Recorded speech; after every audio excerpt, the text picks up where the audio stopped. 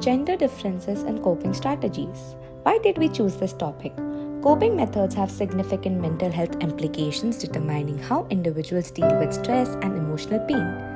Men and women will, however, generally respond in different ways for biological, psychological, and sociocultural reasons. This awareness will make mental health interventions more effective, such that support system meets specific needs with a sound method. Psychological experts can create more comprehensive and effective action plan for stressed and emotionally troubled individuals by considering these differences.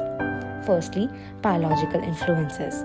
Hormonal variations. Estrogen and oxytocin, more prevalent in women, have functions to affect affect-based coping style, like seeking social support.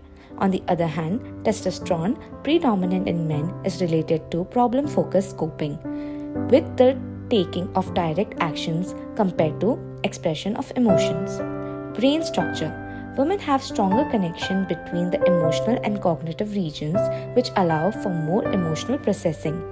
Men's brain circuits are more action-based, which dictates their susceptibility to distraction and problem solving.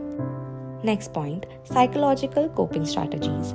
Women's coping strategy. Women are more likely to use emotion-focused coping, such as talking to friends, journaling, and social support. On the other hand, men's coping strategy.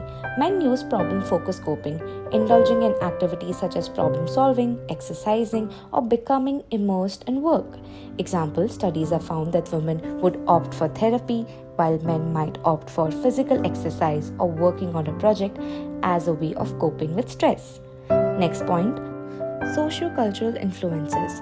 Gender expectation. Societal expectations typically encourage men to be self-sufficient and assertive emotionally, and women to be emotional and expressive.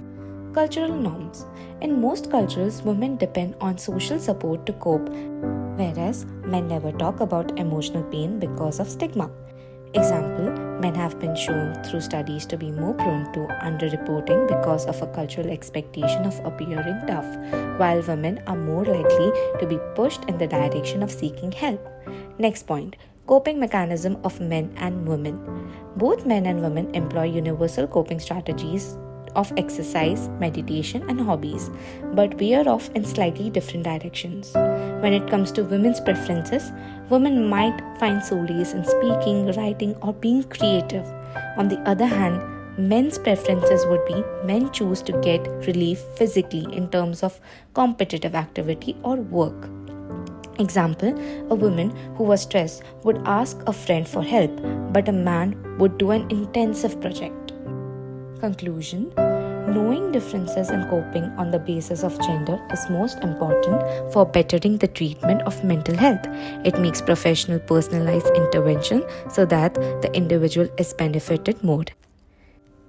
Educating men about accessing their emotion and giving women action-oriented coping mechanisms can bring in a healthy equilibrium in stress management.